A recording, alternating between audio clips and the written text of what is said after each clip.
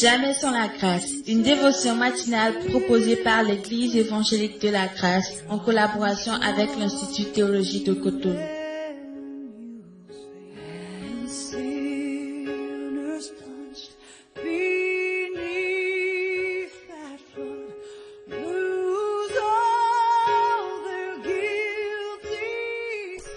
Bonjour chers amis, chers internautes, nouvelle journée, nouvelle provision, bienvenue dans la dévotion du jour. Seigneur, merci pour cette journée, merci pour ta présence et parle-nous encore ce matin en ton nom Jésus. Amen. Ecclésiaste chapitre 7, le verset 8, comme on est en train de le voir, il est écrit, mieux vaut la fin d'une chose que son commencement et mieux vaut un esprit patient qu'un esprit hautain. Amen. Alors, après avoir parlé de tout ce dont on avait parlé ce matin, j'aimerais, pour illustrer cette vérité, vous parler de la vie d'un personnage. Il s'appelait Jacob. Et sa vie m'a tellement béni lorsque je faisais ce parallèle de sa vie avec ce principe qui est que la fin d'une chose vaut mieux que son commencement. Vous savez, la vie de Jacob, c'était une longue vie, même s'il a dit lui-même à un moment donné qu'il n'a pas vécu longtemps comme ses pères, mais nous voyons quand même que c'est une longue vie de volonté propre. Il a fait ce qu'il a voulu faire, tréché par-ci, fait ceci, et il était tout le temps dans ses calculs. Mais toutefois, qu'est-ce qui va se passer? À 130 ans, Jacob va faire le point de sa vie.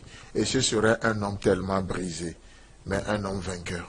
Un homme brisé, mais un homme vainqueur. Et qu'est-ce qu'il va faire? Au travers de toutes ces expériences, Jacob va bénir Pharaon. Jacob va bénir Pharaon, un plus grand que lui. Il va le bénir et il va communiquer à ses enfants une vision de la vie.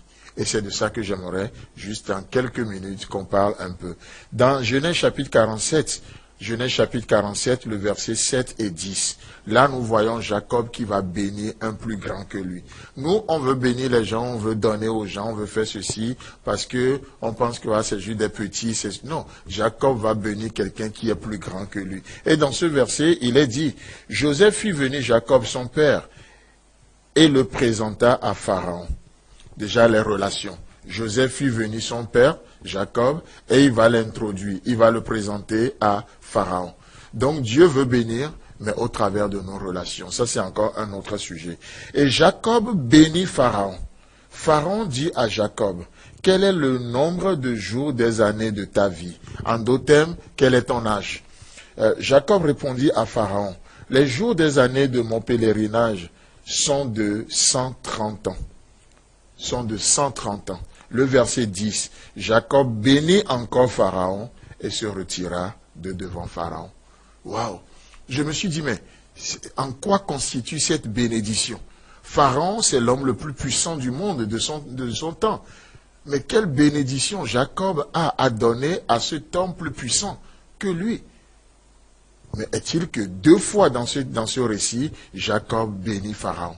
Jacob bénit Pharaon. Et je trouve ça extraordinaire. Chers amis, chers internautes, c'est beau de voir que Dieu veut bénir, mais Dieu bénit au travers de nos relations. Joseph a introduit son père à Pharaon, son maître, et le père de Joseph va bénir Pharaon, et Pharaon sera une bénédiction pour son peuple. C'est beau de voir la chaîne. C'est pourquoi il n'est pas bien parfois lorsque Dieu bénit que nous retenons la bénédiction. N'est-ce pas ce qu'il a dit à Abraham dans Genèse chapitre 12, « Je te bénirai et je ferai de toi une source de bénédiction ».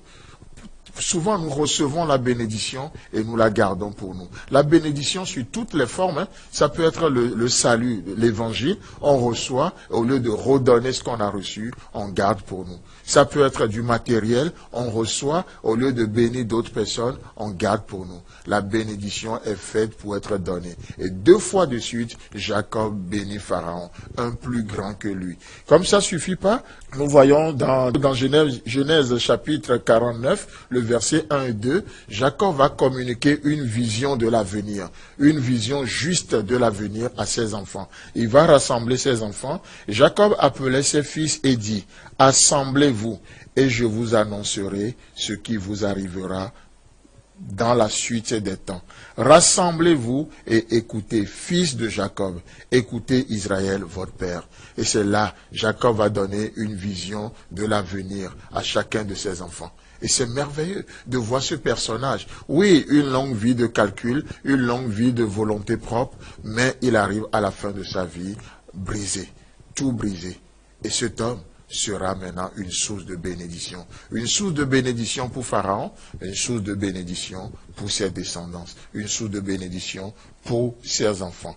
Dans Hébreux chapitre 11, le verset 21, il nous parle encore de Jacob. C'est par la foi que Jacob, mourant, bénit chacun des fils de Joseph et qu'il adora appuyé sur l'extrémité de son bâton. Waouh, quelle fin glorieuse! Jacob termine sa vie en adorant. Il termine sa vie en adorant.